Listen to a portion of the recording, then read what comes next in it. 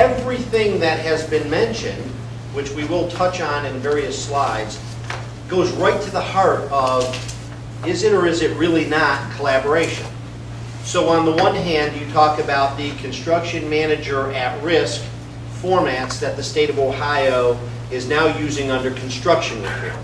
And the one thing that I want to make sure that we're all clear on is construction reform and collaboration are really not the same thing. Construction reform was the effort of the state to bring our public procurement process a little bit closer, I'd say the 19th century. But collaboration is intended to take it and elevate it to a step that is much different and much above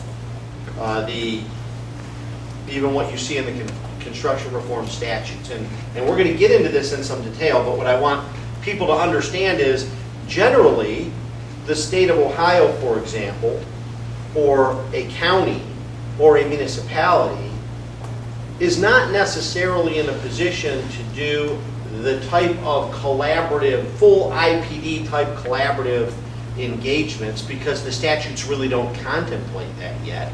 They do permit design build. They do permit a design bid construction manager at risk format where the construction manager is brought in during the design phase, design development perhaps, to work through constructability issues, to work with things such as value engineering, and the whole concept of design assist and bringing people in.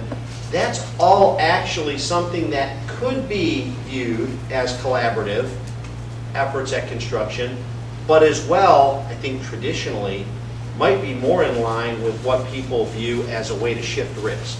You follow? Mm-hmm. So rather than having to hear from you argue that I was delayed because the shop drawings and the detailing of the steel and the revisions that were occurring through the shop drawing process and the delay in getting the responses to the RFIs in turn impacted the sequence of my construction and delayed my performance, the whole concept of that design assist within certain types of classifications of work is typically done under the guise of facilitating construction, but really it's intended to shift risk. Do you follow what I'm saying?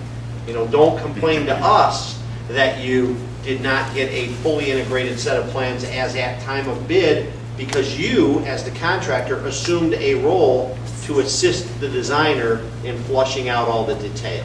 You get it? So what do you mean change order for more time? What do you mean change order for more cost? So you need to kind of keep in mind, why is it done? So what I wanted to do is kind of go through the concept of collaboration a little bit and start with this general slide. Did everybody see that all right? I know the back. The design and construction industry may be the most dysfunctional major industry in our economy and the only industry that has lost productivity in the last 30 years. You see that routinely, those types of things being publicized about the productivity losses that have occurred over the last 2 or 3 decades in the construction industry. The construction industry's very slow adaptation and adoption of technology, BIM, for example, very slow in getting there. So there was a question asked, for example, earlier about what is the owner buying? Right, Greg? That's what you raised. What's the owner buying? You know, what do you see in terms of a design professional sharing the models freely and telling you you can rely on this versus hoarding it either for their own use or alternatively saying, I'll give it to you, but it's up to you to confirm the accuracy and everything and sign this disclaimer acknowledging that you may not rely on it and I'm not responsible in the event something's inaccurate. You understand? I mean, the point that I'm making here is, what is that attitude? That attitude is, I'm putting the risk on you, Donnellys. Do not come back to me and blame me if something that I gave you is inaccurate or incomplete. So at its fundamental core, it comes back to the fundamental concept of, are you really collaborating with me?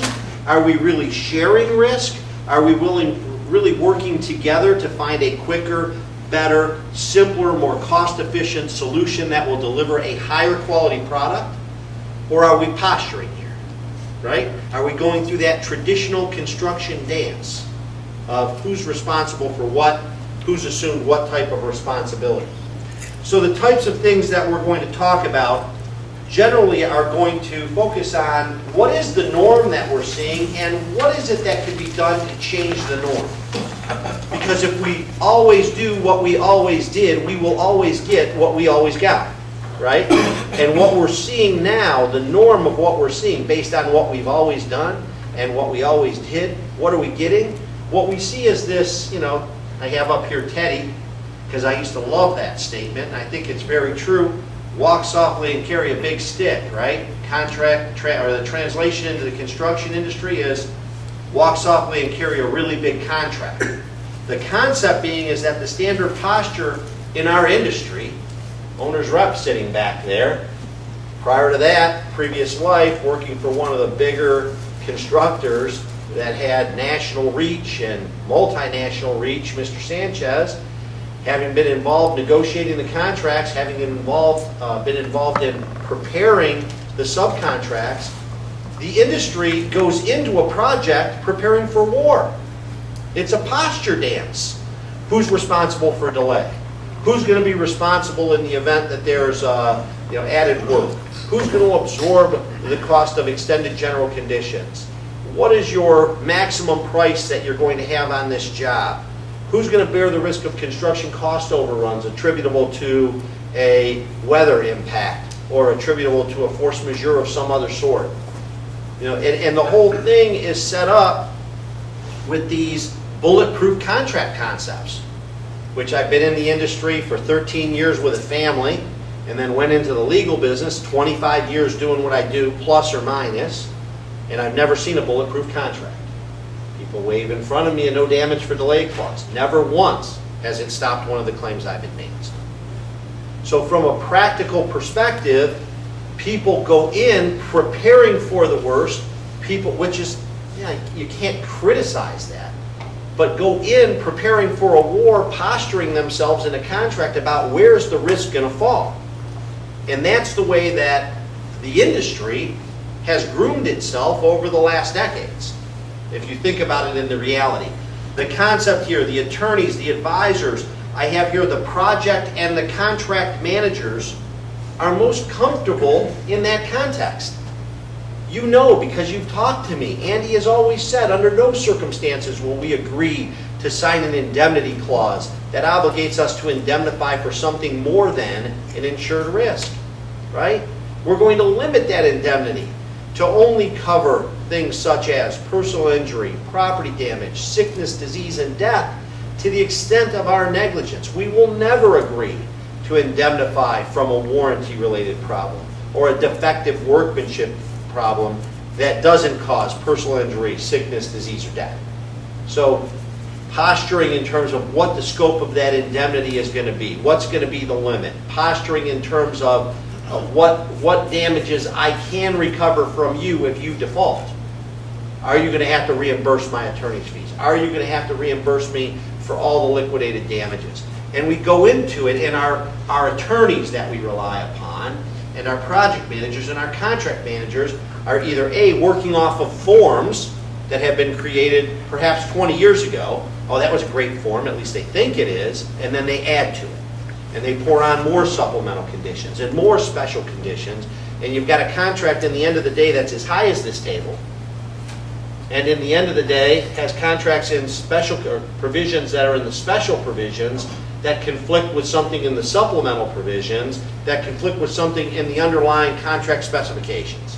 And that's what we're working off of. Why? Because we've always done it that way. Why? Because so-and-so gave me that form to use. Who is so-and-so? What does so-and-so know? And has so-and-so checked the form in the last decade? Or is he just passing it through? And we do see that. The other thing that I wanted to talk about is the concept of, is there a need?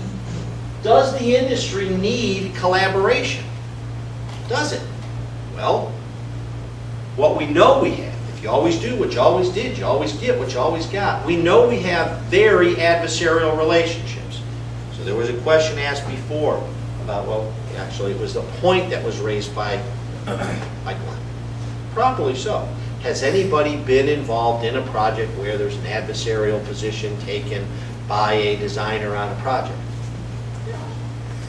God, if somebody wants to say no to that, I'm waiting for lightning to strike, right? The fact of the matter is, yes, because a lot of times we're going into the project not only preparing for the war, but everybody already has these grand schemes that so-and-so's out to get me.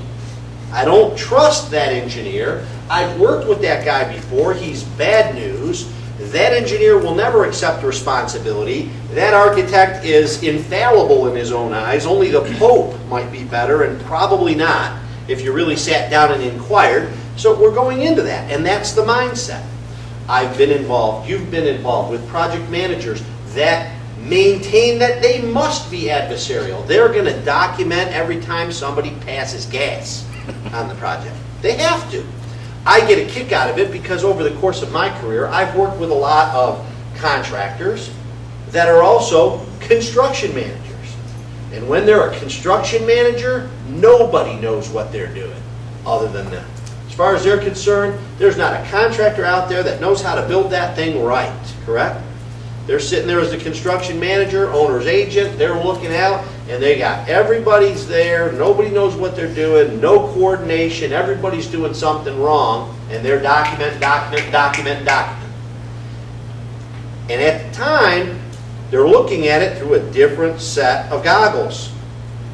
Now that same person could call me the very next morning, where he is a contractor working on a project where there's a construction manager overseeing his activities.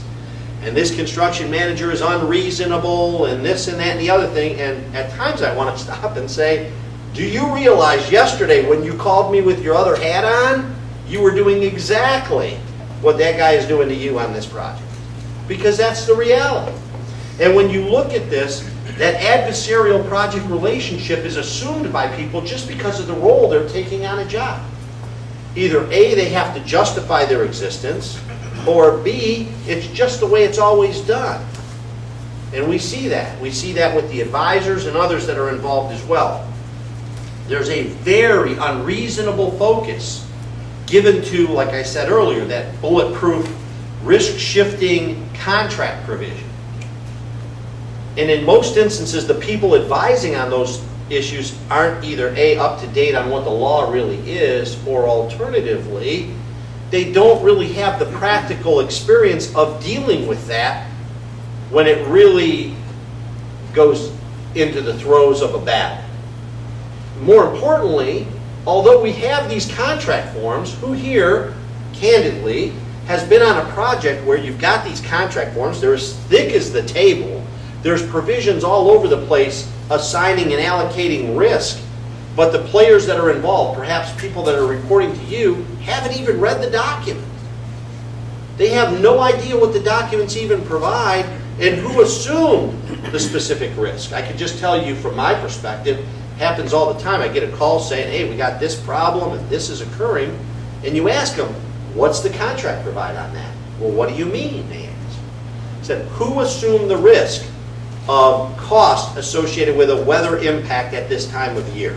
ODOT, for example, in their CMS, assumes the risk themselves of weather impact from April 1 to December 1. They give you a day-for-day extension. Not money, but day for day, right? They address it. But in many instances, people don't really know how that risk has been assigned, so they're just blindly forging forward, trying to sort it out at the last minute, which is really what, in the end of the day, leads to a lot of misunderstanding, leads to a lot of adversarial relationships, and huge amounts of discrepancies that lead to work that's installed that may not be of the best quality, work that's installed where elements of the construction have not been incorporated because they weren't properly allocated among scopes, so you get into a lot of issues. Making it worse yet is this cutthroat environment that unfortunately I think many of us in our lifetime may never really see the margin come back up into the work on a hard bid. Some of you may disagree with me on that. But as it relates to a hard bid contract, I don't see those margins pumping themselves back up in the next 3 to 5 or 8 to 10 years. Because we've had such tightening, we've had so many people rushing into the market to bid. Maybe a little bit different as it relates to some of the big state work that may come out under construction reform, because you've got a limited market of bidders. The difference, however, is the big massive work going CM at risk that requires a 200 plus or 300 plus single limit bond for a project, for example, significantly narrows your field of bidders and invites competition that's never really been here in the state competing for that work. Fair enough?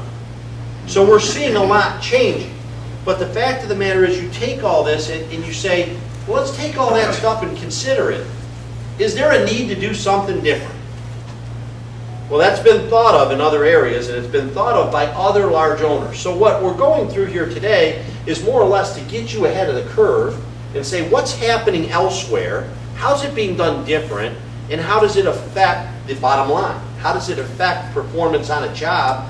How does it affect the morale of my people when they're not walking into a war from day one, right? But as well, what's required in order to make it work? So that's what we were going to talk about as we go through and talk about collaboration. So what's different about collaboration? Collaboration, defined in its common words, is the action of working with somebody to produce or create something. Okay, well that happens. I mean, that happens with a whole bunch of people joining together even on a multi-prime contractor to work in order to produce something, a building. Electrical, mechanical, general trades, architect, engineer, owner, right? Coming together.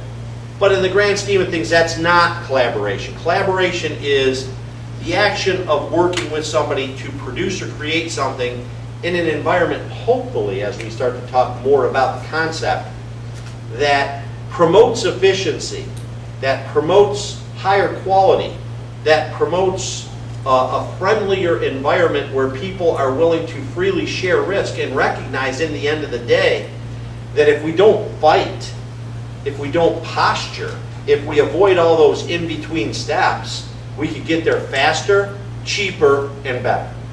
You follow me? So I'll give some examples as we go through it, but let me give an example now. Design assist, or even a CM at risk where it's been designed by an owner. In that particular instance, an issue comes up in the design that relates to, for example, whether or not a particular structural connection is or is not going to work.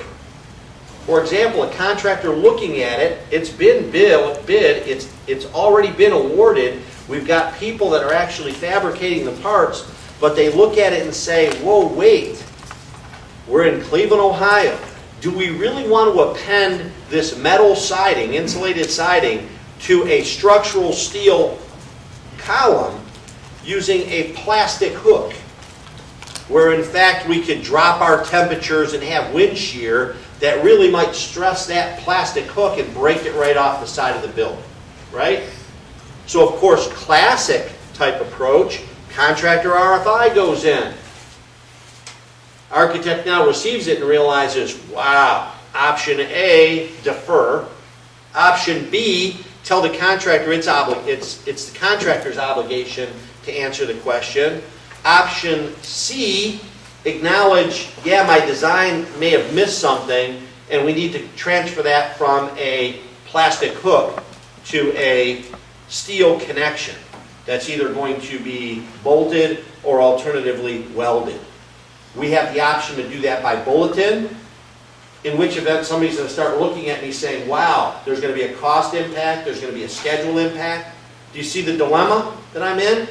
And I'll compound that by saying, if I deny your claim as the architect, now you've got to assert a claim for additional compensation, of which I will be the initial gatekeeper. I'm going to be the person that denies or accepts your claim or rejects your claim and puts you into a claim mode. So I now have a RFI that was triggered as a result of a concern, a legitimate concern you had about the prudence of my design, which you did not create. I have deferred or denied your request, or alternatively said, it's your problem, not mine, to answer that. You have come to me and said it's a structural issue. Give me the answer. You make claim. You advise the owner that you're reserving your rights to more time and more money. And you submit it to me, and I deny it again as the gatekeeper of the claim. And what happens? Boom, immediate posturing. You're wrong, no, you're wrong. The letter writing back and forth. And over the period of weeks that go by, valuable time is lost. You've seen that happen before? Does that make sense? Okay, it's classic. There's times you just look and say, come on, tell me what to do, let me price it, let me find a way to get it done quickly. I say, over the course of my career as a lawyer, one time, I had an architect walk into a room and say, when there was a concern raised about the ceiling and the ceiling height and the plenum height and issues that related to whether or not a certain type of bus bar could or couldn't be used to move the electrical through the open space above the ceiling grid. And one time, I had an architect stand up in the meeting and say, my bad. Everybody's mouths fell open, and he said, I know this could be really bad. At the time, contractors were talking about a month and a half of lost time, stacking of trades, and then on top of it, all the added costs. And they were up in the range of about 1.6 to 1.9 million bucks. And the guy stood up in the meeting and said, my bad. Help me out here. And it was remarkable. I sat in the corner of the room, put my pen down, and was in awe. Because what I saw happen was a whole bunch of people that at that point were posturing themselves about how am I going to protect myself if this owner and this architect stand off. To a whole bunch of contractors that said, you know what, I could go over into that room here for a couple weeks. You guys get this thing done. Another guy said, you know what, architect, if you could approve my submittal, I could change that over to this type of product and probably not have to get stuff fabricated and shave at least 20 days in terms of time.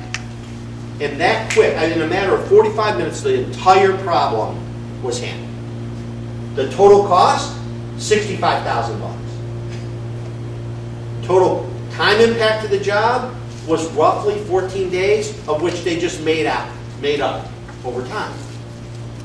That's collaboration. The project wasn't set up for it, but the approach and attitude of a participant created what ultimately became the perfect example of a collaborative environment and a collaborative attempt to resolve problems. So, does the industry perceive a need for this to happen?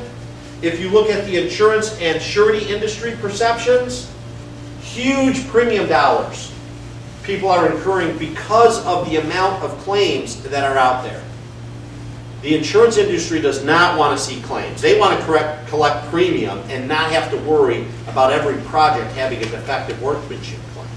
They would prefer owners and contractors and design professionals to work together and come up with a solution that everybody buys into and you avoid. They would also like to see project agreements that either A, substantially limit right of recovery, or B, eliminate the right to file a lawsuit. That's what they prefer. They absolutely would support it. Sureties are the same way. Sureties bond based on character, capacity, and overall the creditworthiness of their bonded principal. They don't give bonds to people that they ever think are going to default. They expect to extend the bond and guarantee performance with the understanding that that bonded principal is going to complete and there's going to be no issue. They do recognize, however, that even in the best of projects, somebody has the ability to make claim against them to recover money for alleged incomplete or defective workmanship. It is blowing through the roof right now in terms of the claims that are being made against sureties for projects that are built 10 years ago. So sureties absolutely see the need to do something different. If you look at industry associations, AGC, huge proponent of what could be done to make a more collaborative environment between the participants in the industry. Same for the AIA and the Design Build Association. Those entities have all initiated the production of multi-party contract forms, IPD contract forms, BIM addenda, and the other types of things to facilitate a much more collaborative approach to facilitate and make more efficient the construction process. The consensus documents as well, grassroots effort that ultimately produced an equalized field to be used with contract forms. Taking a lot of the rhetoric out of the front end of the project and taking a contract form more down to an even playing field. The more fair a contract is from the start, the better off the project will be, generally. We've lost sight of that. I'm sure that there's people in this room, I know for sure Mr. Sanchez has probably built a multi-story project on a contract that was this, a single piece of paper. Fair? With no claim. So in the grand scheme of things, there is a general recognition by anybody in this industry that's been around it of the need to change what we've done, because what we've done is not producing the results that ultimately we want to achieve. So now you hear this. This is a statement I raised. Okay? Partnering. You guys all heard of partnering, right? You ever been on a partner job? Give you my view of a partner job, at least what was done at certain levels here in the state. We all award the project, we all bid the project, we all come into the room having let huge amounts of blood in connection with that procurement process. We come into the room, everybody has different perspectives and everybody has different expectations. We have a contract that's assigning risk to all the participants in the room. We sit down and we all agree to general precepts of let's all get along. Start with a group hug, right? We leave and the gloves come off. Anybody have a similar perception? Generally, that's what you saw. The quality of your partnering facilitator and the willingness of the people that were paying the cost for the facilitation ultimately governed how much that facilitator stayed involved. What good was a facilitator to come in at the very beginning and then be brought or pulled back in 6 months after a problem started at the project and everybody has taken to their respective corners and run their costs through the roof? Having them there in real time to work through the issues as they came up, committing to the process, sharing the pain associated with those outcomes is what would have really made a difference. So I talk about, are we simply partnering again?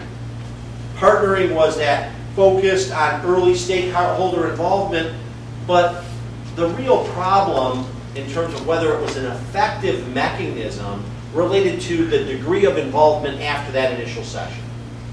And what we classic saw was because of the limitations on how that partnering facilitator was being engaged and compensated or their availability, was they really weren't there in a way to be effective to really manage the disputes. There's countless jobs that I've had that are facilitated projects that we've had to take into the Court of Claims in terms of a full-blown hearing or trial. Their effectiveness was limited. So, collaborative contracts, are these concepts new? The answer is no. I mean, the concepts themselves have been around for a long time, master builder, other things like that, where you work together. But more importantly, the concept of project alliancing or alliance contracting is something that actually rolled in from Europe. It's not new, but it's new to the concepts, or at least the precepts, of the vast majority of constructors at all tiers in the United States, because it hasn't been used that much. The whole concept was to develop a no blame or no fault type of culture. That's what the concept was overseas. Because we don't want to sit here with the classic finger pointing. We want to move beyond it. We want to commit to it at the very beginning. We want to let people know they will not be rewarded for it. And we want to find a way right now to work ourselves through problems in real time where everybody is sharing cost. And it doesn't matter whose fault it is. Have you ever worked with somebody that when an issue comes up, they spend hours, rather than fixing the problem, trying to tell you who caused it? It drives me crazy.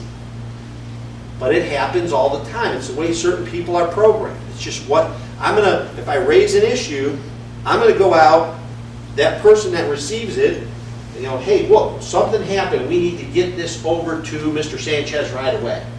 And rather than fixing the problem and getting it over to Mr. Sanchez right away, at 5 o'clock at night, I'm saying, now, Mr. Sanchez has that, right? Because he's calling me, and before I call him back, I want to know he has it. Oh, no.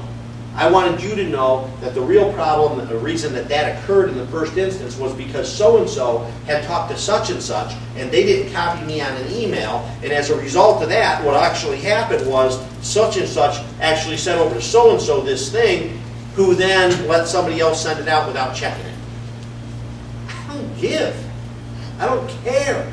I wanted it fixed. That's all I wanted. Fix it. Quick. Get it in his hands. Make him happy. Have you experienced that before? That concept is so prevalent in our industry. That's where we need to move beyond. So there's problems that come up. There's issues that come up. I can't tell you from my perspective how many times I said, there's a problem, acknowledge it. Fix it.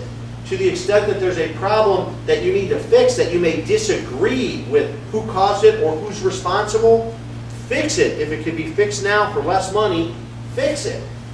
Find out a way, get it done. To the extent you then have to work through how you allocate, great. But the worst thing you want to do is defer, punt, ignore, whatever, because in the end of the day, problems escalate, costs go through the roof, and relationships get destroyed. Now, that's where we're going to start to focus, the concept of relationships.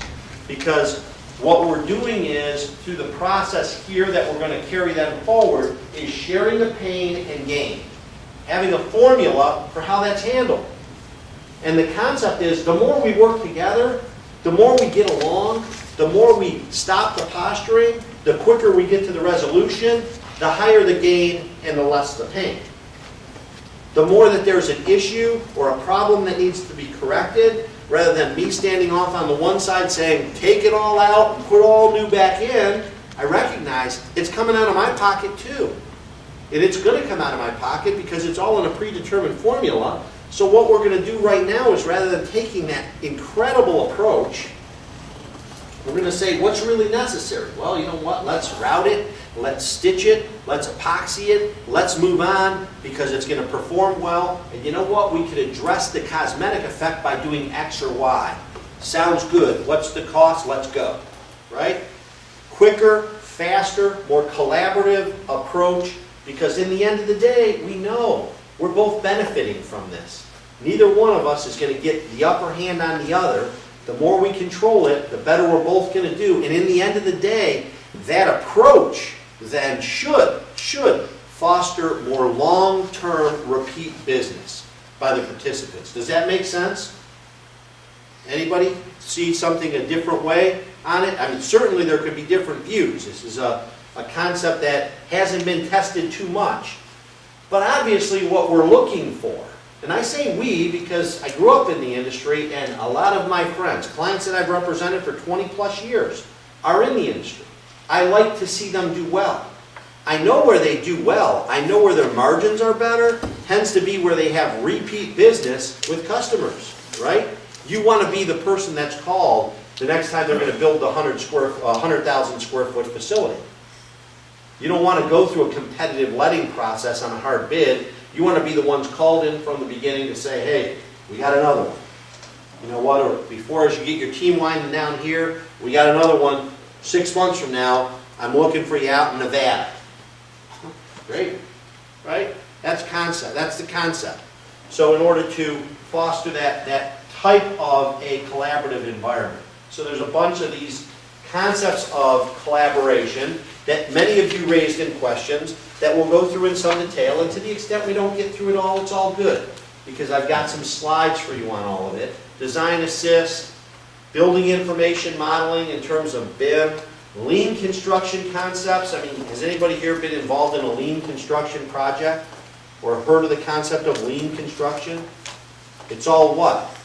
Planning, right? Pre-planning, planning, and planning some more in order to facilitate and expedite a process. to take out all of the wasted steps. I'm going to go from here to Glen in a straight line. I'm not going to zigzag back and forth between all of this. And as I get from here to Glen to deliver him a sandwich, I'm going to pick up a piece of bread here, the cheese, the mayonnaise, the lettuce, the tomato, the meat, and the top piece of bread. There you go. Done. No wasted steps. The whole concept came out of foreign manufacturing processes, principally manufacturers of automobiles, in terms of how to more efficiently produce a quality vehicle. Kind of transferred over into a number of other manufacturing processes, and then finally, the construction industry, which is about 30 years behind the curve of increasing productivity, figured out maybe they're onto something there, right? And carried it forward in terms of pre-planning, fabricating things off-site, bringing it into the project, partially fabricating, those types of concepts. We have some quasi-collaborative delivery methods asked in your questions. Design build, that's a collaborative approach. The designer and the contractor working together versus the designer working for the owner and the contractor working to protect his own back pocket with that punching that occurs. Let's figure out a way to be more collaborative, deliver a better quality, faster building product for an owner that will make us more money. CM at risk with a GMP, again, generally a collaborative type approach, because the concept is, even though the owner under the process, even under the CM at risk that's used at the state level, under construction reform, the concept there is we're going to have collaboration.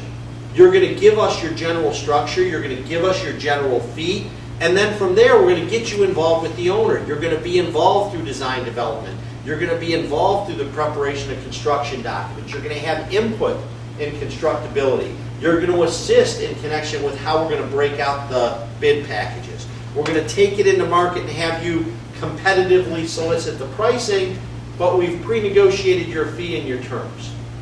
Not completely collaborative in that there's still risk shifting, but concept is having the contractor and the construction manager work together, preferably to have a project delivered of better quality with less conflict between designer and engineer or architect at a more competitive price.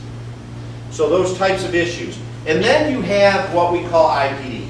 Now there are participants or people in the room that have been involved in an IPD project, right? Show of hands on that. You see? Pretty much limited to one organization, right?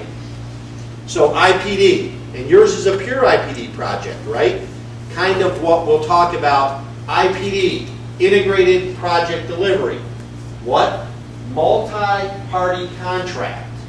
Multi-party contract being at least three: owner, contractor, and designer, right? IPD even to a greater level: owner, contractor, with major subcontractors all signing in to the same contract. Now, in what environment have we seen IPD contracts? Another recession-proof industry, the hospital industry. Yours is a hospital project, is it not? Both were. Principally rolls out of Sutter Health, out of the West Coast. That's where it came from. The concept of IPD was pretty much born through the Sutter Health type of format, where they realized we're going through the same thing every time. We got the fight on the front end with people about what the general conditions are or aren't going to be. We have the fight on the front end about what is not in scope, or we could do it different. Because in the end of the day, they still had quality issues. They still had issues with contractors where there was disputes and price fights and everything else. They had quality concerns and allocation of responsibility and the finger pointing. So Sutter Health, as a principal proponent of integrated project multi-party contracting, sharing risks with predetermined shared costs and allocation of risk and claim bars, not just, hey, you know what, you're going to be limited in what your recovery is, just flat out there will be no lawsuit. You have no right to file a lawsuit, none of us do. Our contract's going to allocate everything out. And the concept was that we want to do this because we're going to get a better quality project in quicker time in a more collaborative environment with less pain. And to the extent we all agree we're sharing pain, and to the extent we all commit to involve the right people, we're going to do better overall. And the concept was, we're somebody that builds these projects all the time, all over. We're a major player. We're going to do it different. And they set the tone, and it worked. So what you see is, just because you have some people that were in healthcare that heard about it, they may have been now, or contractors that do a lot of work in the healthcare arena, the concept has spread more swiftly through the healthcare arena. Not surprisingly, but that's in fact what we're seeing. So we have another IPD project going in the state of Ohio right now, actually right up and around River City, Akron, Ohio. Where? Another healthcare project. Who? Welty Building Company in Bolt, contracting with the Children's Hospital, I believe it is, in Akron, in connection with that project. You see it again. Generally, the projects have less claims. They're running on schedule. They're not really in a situation where they're adversarial, and there's a lot of cost arguments. Parties should be working together under the contracts, and if they choose not to, all they do is hurt themselves. It minimizes the risks to the other participants and increases the pain on the people that don't want to play within the system. And they're never going to get into it again. Obviously, if you want to go into one of those projects with the wrong attitude or not adopt the model and follow it, you've basically shot yourself in the foot. Versus going into one and making it successful, you're there. It's like, it could be like an annuity. Any questions on where we're at so far? So let's talk about what are the challenges to collaboration. We talked about some of them. Behavior that is the acceptable norm is absolutely contrary and challenges the effectiveness of any collaborative model. So where you've got an attorney or an advisor that's taking that classic risk shifting mentality, in that particular instance, it doesn't work within a collaborative model. You've got to open your mind and recognize, I must change my ways. And by doing that, you could effectively participate in that program. Project managers that have that fight mentality, owners that will not break themselves away from a hard bid type contract. All those types of things work against or challenge a collaborative environment. So there's some things that were raised here earlier. Mr. Sanchez raised, for example, the issue of can there effectively be a community agency type agreement, wage sharing, maybe you were referring to some type of a union type agreement. Can those occur on a public job? Generally, public jobs cannot be all union. Can there be a project labor agreement in connection with a public work? Generally, yes, with certain restrictions. But the key here is that's all governed principally by statute. The whole concept of public work is that you're not supposed to be able to take non-union contractors out of competition for work on public jobs. Furthermore, you're not supposed to be in a position to give one a more competitive advantage over the other, which is in essence the reason prevailing wage came around in the first instance. So there are things that can be done to provide a more collaborative working environment. That might be a project labor agreement, but must the project labor agreement be limited in such a way so that if a non-union trade signs it up in Cleveland, Ohio today, they don't have to worry about working on a job down the street with their non-union trades and have to worry about a picket. Generally, that project labor agreement cannot do something that would compel a non-union trade to bind themselves for other work. So there's very specific limits. So when we talk about the owners need to jump on board and avoid a hard bid, I say that for a couple reasons. Number one, you have right below there the concept of a statutory restriction that may occur on what an owner really can or can't do in procuring work. So there could be limits on how far they're permitted to go. Must they submit a hard bid? Generally, yes. I mean, even in connection with CM at risk and others, it's all set up to generate a hard bid. They can't just go with a cost of the work without having a cap on it, because there's public laws that even govern allocation of that money and earmarking of that money from a treasury perspective or from a perspective of fiscal public accounting. So there's limitations. But jumping on board as well, we've always done it this way. I'm more comfortable not having to take the risk of a cost overrun by locking somebody down to a no contract or a no change order fixed price contract, right? It's a fallacy in thought, but that they just believe it to be true. So breaking them out of that. The other thing that you have with some owners is they have limited experience with anything other than what they've always been exposed to. We have public owners that still don't realize that they could do a procurement method of design build or CM at risk or something other than multi-prime. So it's just what they've experienced. It's what they've been around. It's what they know. It's what they're most comfortable with. It's what their contract forms that they've used for 15 years and have in their file cabinets or saved on their computer permit them to do. That's not just owners, but it's the people that advise them. Believe me, there's a lot of attorneys that represent participants in the process that really don't have anything other than forms they're working on. So they don't know the ins and outs. You ask, for example, in the public arena, county work. There's a lot of county work coming out. Do they have the ability to go CM at risk? Do they have ability to go design build? The answer is yes. In fact, counties fall within the definition of a public authority for purposes of construction reform. So they have available to them all of the statutes that came through construction reform and those procurement methods, but there's still limitations on what they're permitted to do. Can they do a pure IPD without a GMP on it? No. They're not permitted to do that yet. Maybe at some point.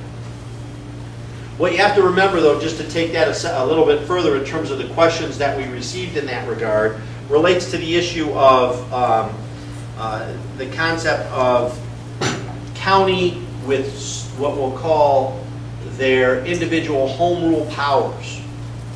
All right, individual home rule powers permit a county, specifically Cuyahoga County, to amend the statutes, and they've done it. And for many of you here, it's not all that good. Specifically, Cuyahoga County has amended construction reform to provide that the prime contractor bidding the work need not bond the full penal sum of the contract. They can rely on their individual trades to post the bonds. That's a major change. For those of you that ever followed construction reform, originally there was a proposal made at the state level that let's not require the CM at risk to post a bond for the full contract amount. Let's let them either do subguard or let's let them bond downstream as they desire.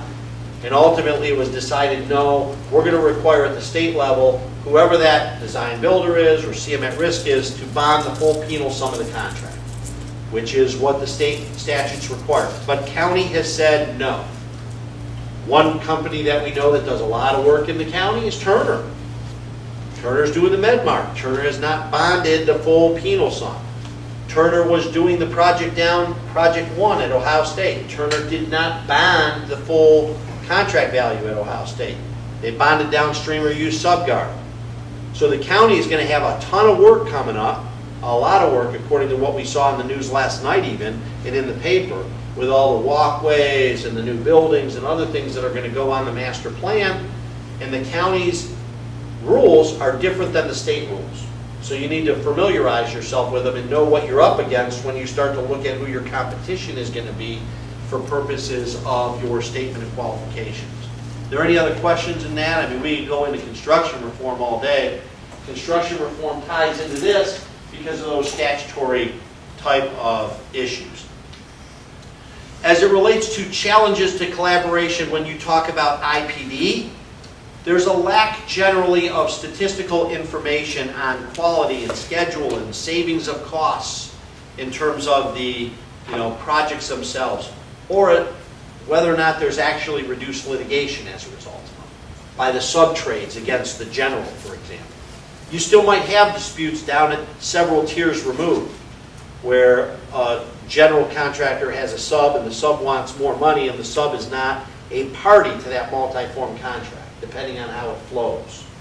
But from a general perspective, these haven't been done a lot, so as a result of that, people aren't really, oh yeah, there's absolutely a cost savings, or you're going to save 34% on your project. Not that that type of empirical or statistical information would be there in an accurate way anyway, but it's new. It has not yet been proven over time. And in order to get there, you have to have more people doing it. But the people that have done it tend to repeat the process. They're tending to go right back to it because they're realizing the benefit themselves. And that's again why I say we see the IPD repeating itself in an industry where it's known to have proven success. And I expect that to continue at a minimum. The time required to negotiate terms and implement processes. Believe it or not, you might have an owner that goes to his lawyer and said, hey, I heard about this IPD process. What do you think? Do you think it would be right for me? I've never heard of it before. I don't have any contract forms I could pull off the shelf. I don't even know where to look in terms of industry, and I've got my client asking me, where am I going to go?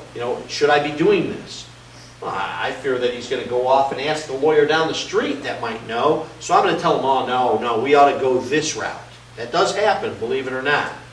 More than once I've seen it happen because the advisor is just so unfamiliar with it, he doesn't want to commit or agree to do something, or to the extent he does, the problem gets exacerbated because they're not in a position to produce the documents in a quick way that makes people feel comfortable with moving forward.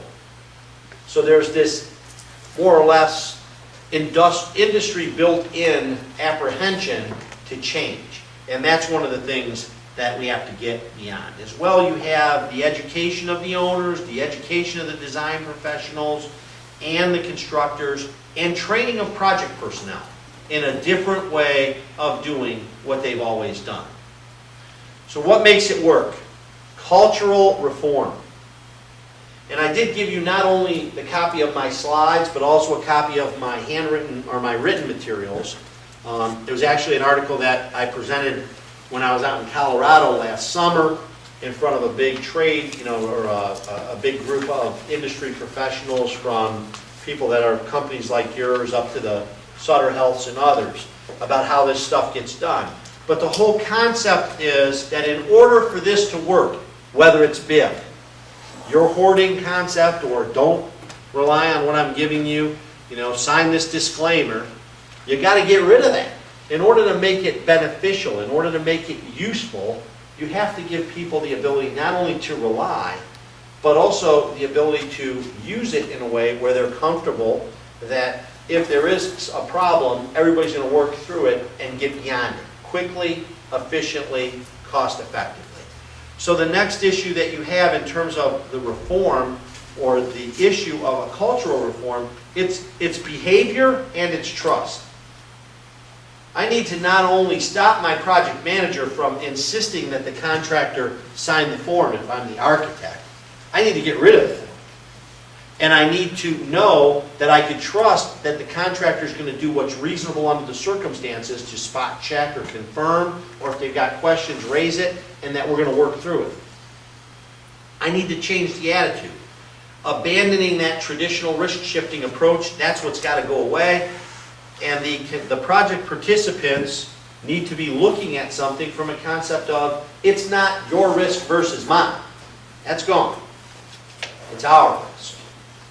And it's going to be within our control. And the only thing that's going to get us through it is when the two of us come together that quick and fix it, or answer the question. Long-term commitment. You need to have that understanding that if I'm going to go into it, I'm going to spend the money to learn how to do it and do it right. You guys are there, right? You're ahead of the curve. Other people are behind you. The concept being is that more people need to understand that it is a way that business is better done, and the more sophisticated parties are heading that way. And to the extent that we're willing to make the investment in our people to train them and help them understand and develop them within that system, or at least a core group, it's time and money well spent. It's time and money well spent. Furthermore, the right incentives at the right times have to be included in any such arrangement. So the incentives being, if we could get this thing done and we could get it done quickly and we could hit these milestones, we're sharing that savings in cash. If there are savings that we're going to have in terms of project management, in terms of general conditions and other things, we're kicking it back into the pot, we're splitting it up. To the extent that we have the ability to work through quickly and avoid delay as it relates to design issues, design changes, and we're able to accelerate and pick up time, we want to share in terms of the financial type of benefit that could be there. It obviously translates best in dollars. There's other things that could be done too. We've seen owners that are offering people incentive programs for their employees. They're funding, vacation plans and other things. It can be done in a number of different ways for the individuals to buy their participation in a meaningful way. So incentivizing, increased communications at all levels. And the thing here is it's a free flow of information. There's no longer the need to worry about what am I going to say or not say in this meeting for fear that I'm putting my foot in my own mouth and it's going to cost me money. I recognize that I could freely suggest where we need to go and how quickly we need to go there without worrying that somebody is going to take the added cost and make it my problem. Because when it's all said and done, it's all about time and it's all about money in most instances that relate to a claim. So this concept in terms of being in a position where you can increase communication, make it free-flowing, intensified pre-planning and pre-construction activities. You will spend more money on an IPD project on the front end.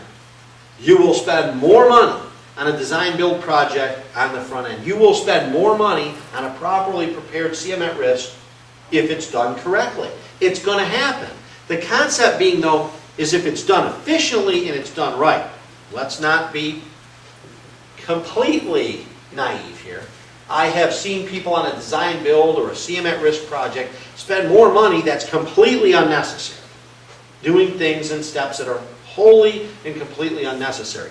Now let's combine a well-communicated, well-ordered, or well-oiled, multi-party relationship where people feel free to communicate knowing that we are truly sharing all risk and all reward under a formula that's predetermined with an understanding that we're not going to be suing one another and have agreed to forego and waive off any such right to do it.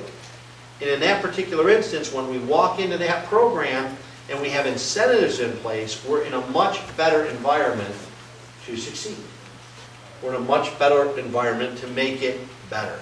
Take that and add to it layers of technological innovation, encourage its application, apply to it a lean pre-programming type of approach in terms of plan and pre-plan, every step, every day like it's your own business, and in that instance, you're going to have more success. The whole concept of integration. But being prepared to understand, we're going to spend more money on the front end. It's not just we're front end loading the cost into the bid or into the schedule of value. They're going to be incurred. So let's figure out how to do it and do it right and get the benefit of it as we move through the job. So investment and preparation, education of owners, design professionals, and constructors, things like this. As well, letting people see a project in action. Let them watch how it happens. Taking some snippets out of it. I'd love to sit with people from Donnelly's one day and say, give me some examples of what happened on the job. I'd love to know how something worked well, how something didn't work so well. Let's do a post-mortem and see, hey, look at the benefit. Let's get that out into the public. Let's help our customers understand how well this works. Tell you what, go through one of these projects. Be the one that walks into the next major building project that an owner has and tell them as they're going through the planning process, I got a great idea for you. Let me show you this project we did here. No claims, no problems. To the extent that there were issues, they were resolved. Cost savings of X, time savings of Y.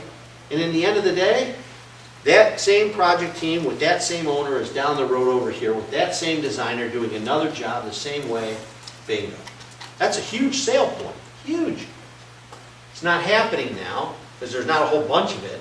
But doing that post-mortem, understanding it, and then taking some others from the industry that have the ability to advance that knowledge in the industry itself is what's necessary in order to get that culture change going. And in the meantime, the people that have spent the time and the money to learn how to do it are going to continue to reap the benefits with the parties that understand already the benefits to be realized from that approach.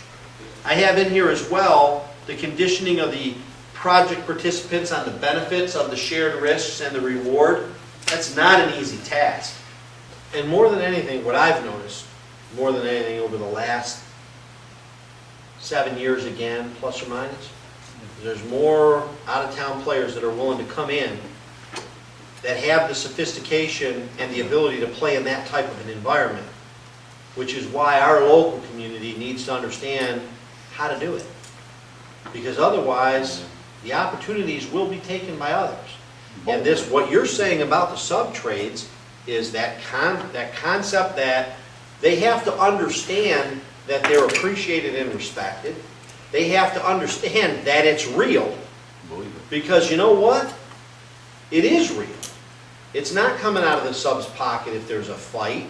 It's going to be something that we got to figure out the way through, and it's going to be shared under the formulas that everybody's sharing in the pain. Everybody's sharing in the reward. And it's the concept of having the right people there that are receptive to the fact that, you know what, I need to drop my guard a little bit, and I need to be more open, and I need to communicate. But it's that constant reminder that behaviors have to be different. There's risk and reward that's shared, completely shared, and you're in an environment where the trust increases. Because the finger pointing should be going away. And the same is true with a truly processed BIM model. And the same should be true with regard to design assist. Those concepts, whether it's project as a whole or it's in part, same concept. You get more out of it, the more you're able to involve more parties in a meaningful way early on. And everybody's got the right to rely, understanding that allocated risks are being handled differently. That's where you get the bigger benefit, cost, time, as well as just the wear and tear on the body and mind that we see on a lot of the projects. So, what is your tolerance or the commitment to real risk management? That's another major issue that requires a heck of a lot of preparation and a heck of a lot of investment. You know, you got to be working to make the company better, working to make the company smarter, understanding that when we're spending the money to train our people and we're willing to make the investment to get our people out there and into this environment, and we're willing to take the time to handhold and provide some spiritual guidance to the subs that we want to bring with us, the better off it works. But it's a real commitment, and it is a time commitment. It's seeing the long-term benefit and being able to recognize that the long-term benefit is something that I can continue to use in marketing the company because of the type of involvement you have. Once you're on one of them and you've got it behind you, you've got a lot to talk about that competition won't have. So what sells the collaboration, that proven success, the incentives for the participants? There's money here for you.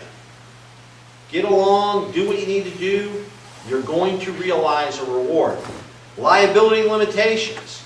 It's great to be able to tell your insurance carrier, like you would on a CSIP or like you would on an OSIP project, this isn't our risk. It's going under somebody else's risk. It means a lot to take that major risk off of you. But knowing full well on top of that, there is no risk.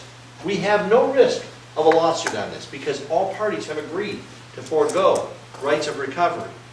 Claim waivers, litigation bars, those types of things. The quality of the final product is a selling point for most of these ends. A well-done BIM design that can be used in connection with as-built drawings and other things is invaluable. Invaluable. God, I was in the ad, working for my brother's company like I did for 13 years. doing the as-builts after the fact, trying to figure out where, it was a nightmare. And who actually ever used them? I really wonder. The degree of use of those old as-built drawings, they're worthless from a practical perspective.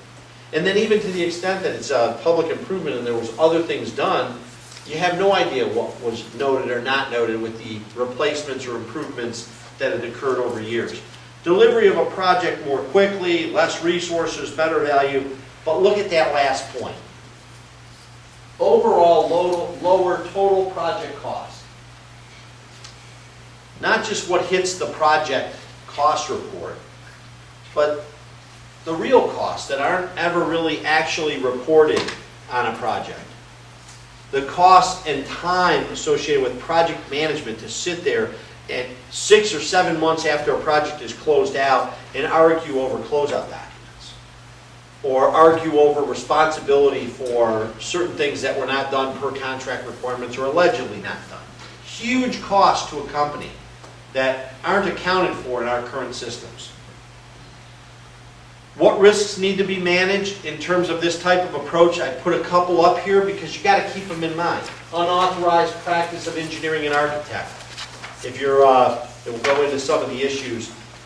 Assisting in connection with a design assist project for structural steel, you got to make sure you're having that done by a licensed designer. To the extent that your team is there, the constant integration of the team. That has to be a routine management issue. You have to have a program in place to deal with the subs at the table and make sure that they're constantly being integrated back in, that communication is not lost. Inexperienced advocates or participants, you got to get them out. Get rid of them. Move on. Break the relationships and move on. Sometimes they're just not the right people to be handling things. The expectations of the project participants, I think in large part, that's where you're going to have a big struggle. Helping people understand what to expect, when to expect it, how things improve, having measurable goals, showing them the measurable goal as it's achieved, reminding them why it is that a different type of reaction or a different type of action may create a different result that translates immediately into a benefit to that company. Incentivize, almost like Pavlov's dog. It has to be there. It really does. The contractual clarity, obviously that's your contract document, but last, it comes back to everything is behavior. Behavior, behavior, behavior, behavior. That's the key thing. So let's talk a little bit about the various types of collaborative models. Went through a lot of it as I was going through the big points, but I have the specifics there on slides for you to look at. The architectural, engineering, and construction industry has fallen behind all other industries except agriculture in its investment in and implementation of technology. That's remarkable, right? And you see this slide up here with that old plow. So from a practical perspective, even though we're making advances, the concept is that got a long way to go in order to make it work. Manufacturing has computerized itself, it's robotized itself, it's done a lot of things that our industry has not yet adapted to. BIM, has everybody here been through like a BIM course generally? Building information modeling? Anybody that hasn't? Anybody that hasn't? Okay. Big issue, depending on the type of work that you do, the amount of computer integration of design, players at the table participating in the development of a model, clash detection, or whatever might be involved. But a digital representation of physical and functional characteristics of a facility, generally in terms of its definition, it serves as shared knowledge resource for all people that are involved in the design or construction of the facility. It's right there in real time at our fingertips. We can look at it, we can lay it out, we can determine where the conflicts are before we start setting steel. If it's done correctly, it's invaluable. The basics allows that virtual simulation of design intent. So rather than just relying on shop drawings, you can actually take it, model it, reflect it, show it, determine whether or not there's conflicts, determine whether or not there's a bust in terms of elevations, determine whether or not there's measurement problems, determine what happens if we shorten up a wall, how everything else has to move in order to make it work, in order to truncate the process of planning, truncate the process of construction, and avoid conflict and problems. The process is not just a software issue. The concept being increased speed and efficiency, issues that relate to improved quality, issues that involve a better construction process are actually driven by the participants. It's process. It's planning, planning, planning, planning, and verifying. That's what it is. And then the technology permits the implementation of the process. But having the process locked down is what's important. The process ties back to the people. The people have to be prepared for what they're doing. You've got to break them out of their mindset and help them understand what you're doing and how you're doing it. The structure could be a multi-party collaborative type agreement. It could also involve an owner. It could involve individual trades. The key is who's participating, at what level, what's their responsibility, and how is it going to be implemented in process. And there's a number of forms that get there. It's not my intent to go in this particular class into the detail of how that occurs, because there's a number of different forms. The multi-party collaborative agreement is typically the way in which it's done, allocating responsibility to certain people to be the actual managers of the information, to be the people that are inputting the information. The parametric intelligent database is what's most critical in terms of how you actually achieve the end result.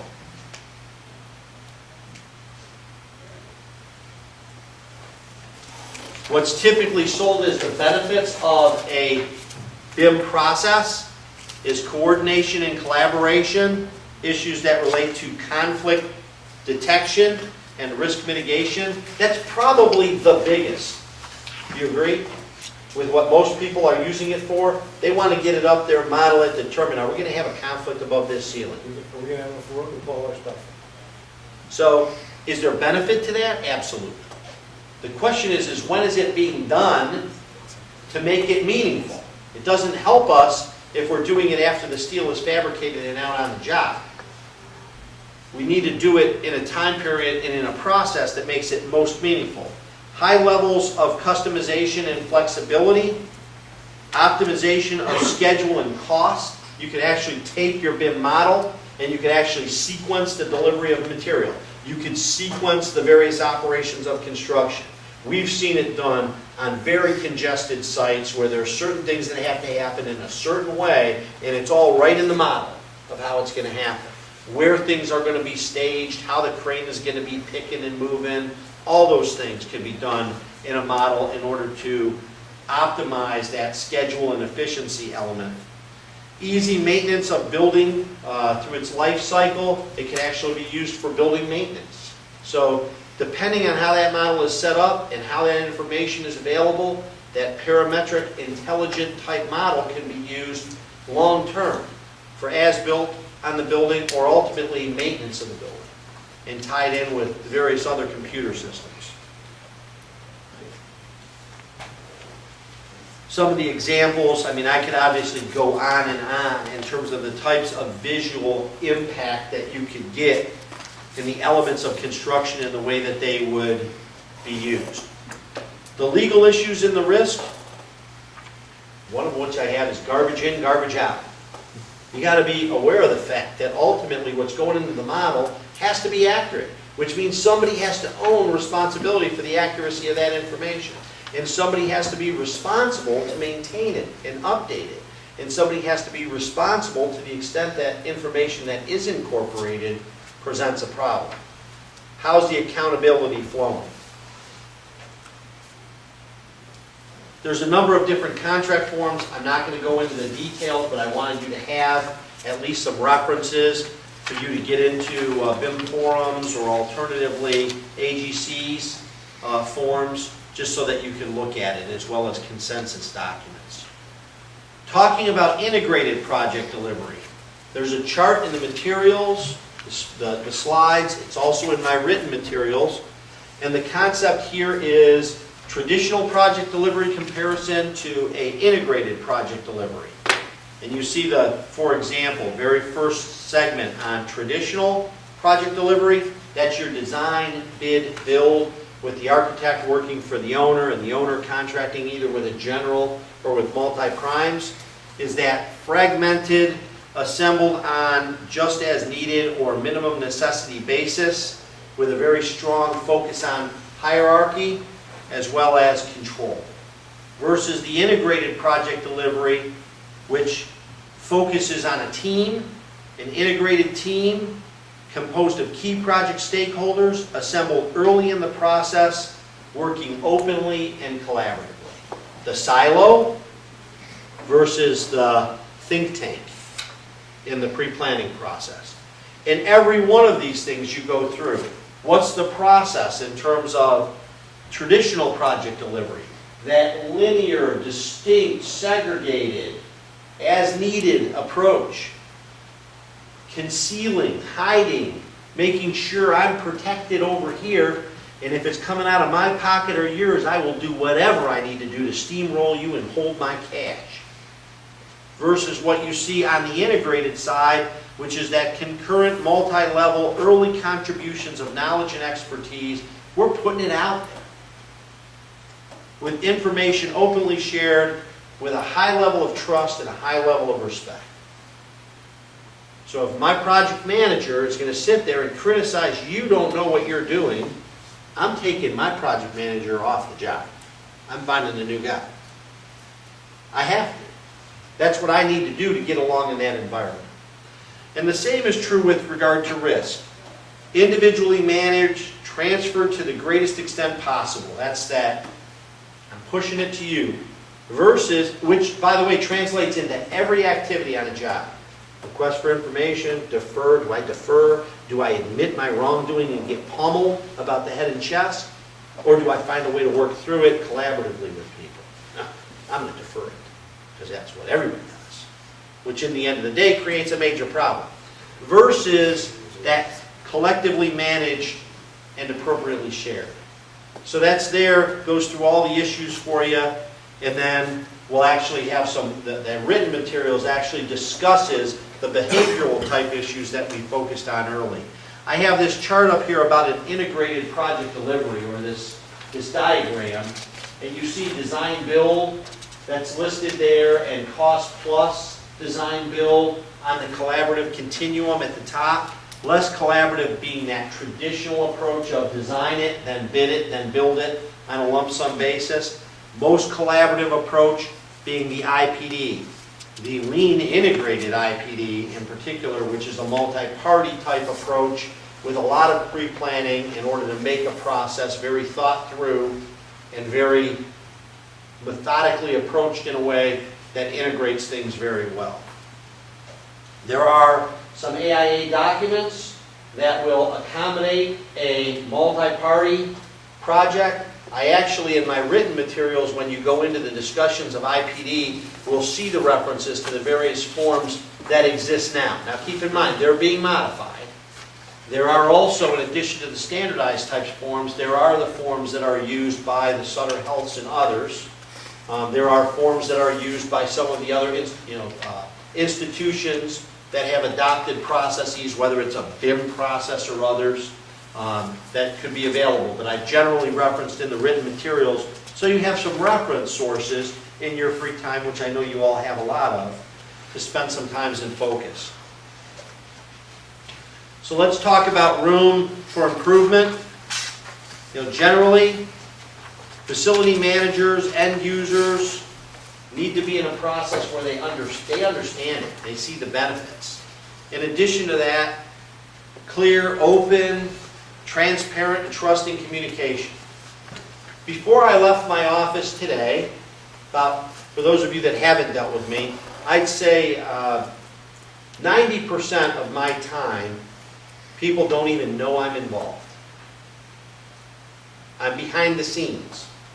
drafting the letters and setting up project teams to do what they need to do on a day-by-day basis to protect their company from risk. The subcontract notifications going downstream, the notices that are going to insure. Behind the scenes, nobody even knows I'm there. Same with all the group that works with me, 11 other lawyers in my office, doing nothing but construction in my group. That's where their focus is. So from a practical perspective, the concept being is that clear, open, transparent, trusting communication is not what we typically do. When you've got somebody behind the scenes showing people, here, this is where you need to go to set her up. To have her world collapse around her when she's trying to make you pay that cost. We're going to do this and this. And I can tell my clients, and what she's going to do, tomorrow by noon, she will do this. So what you're going to be ready to do is as soon as she steps there, you're going to chop here and she's going to collapse on herself. And with her will fall out of her pockets her money, and we will assemble it and collect it ourselves. And that's the plan. Let's move forward. But that's the process of this age-old siloed approach versus what we're talking about trying to create. So balancing the risks and the reward, delivering a higher quality project, in the end of the day, that has less wear and tear on our people. Our jobs are very demanding. They're very, very, very, could be very rewarding to see the finished product, but sometimes you get to the end of the job and you want to run away from it faster than you could even imagine. Unfortunately, I think far too often, that's how we view our projects. We got to get the heck out of this as fast as we can and pull our people with us.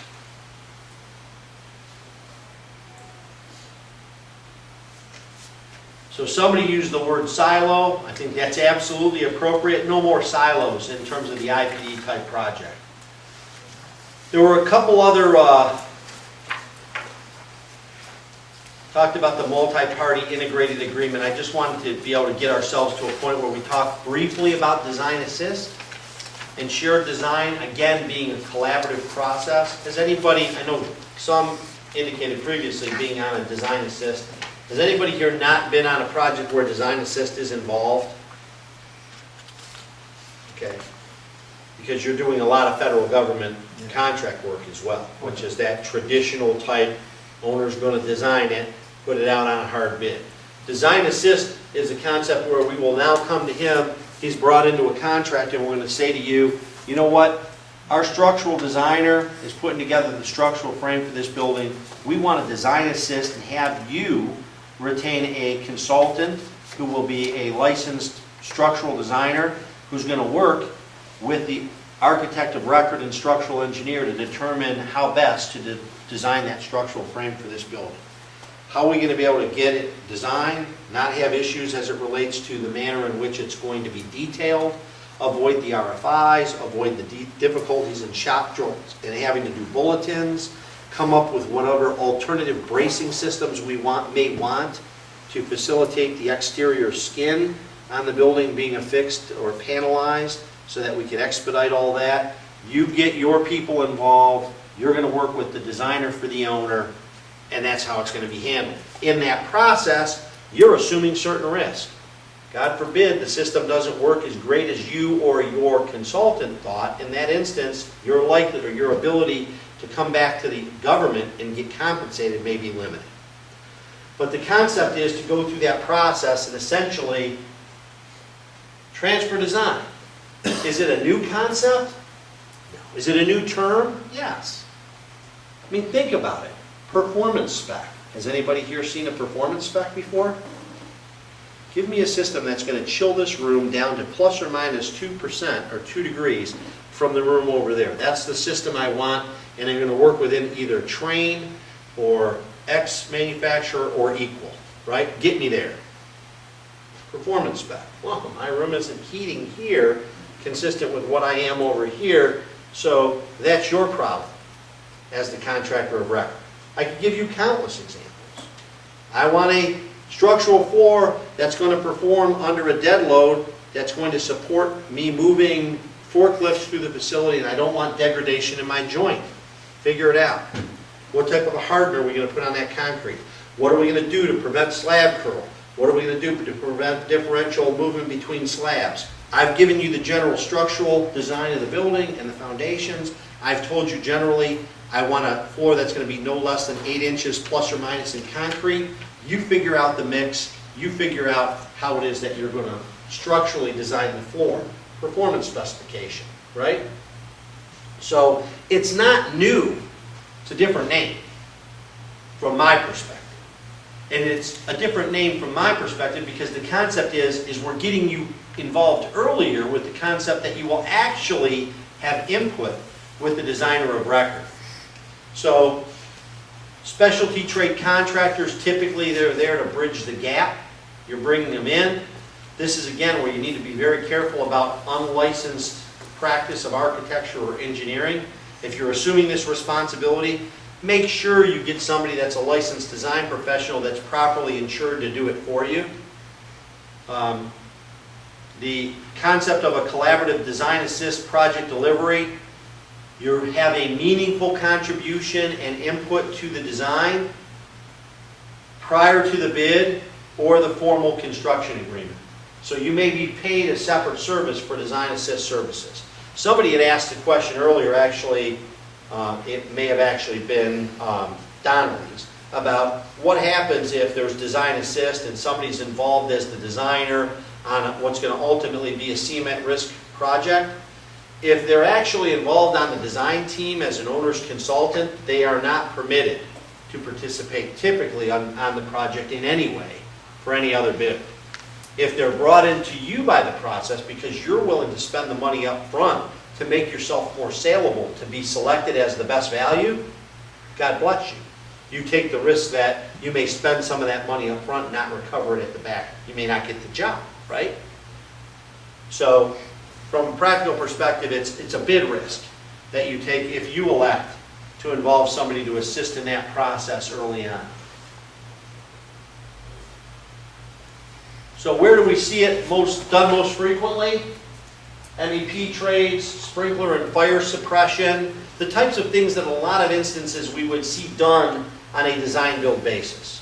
So here's all the plans for my building, except that I haven't designed my fire system. When you go out and do this, get Grinnell, get Tyco, or get K Company or somebody else to design that system.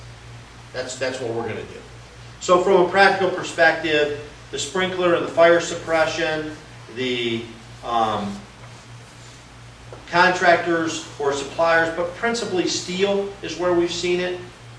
HVAC, electrical, in many instances electrical. We see a lot of that actually on federal procurement projects for the Department of the Navy, Department of the Army on their barracks projects where they'll do design assist or design build and then require design assist at various levels in that procurement process by mechanical, electrical, plumbing.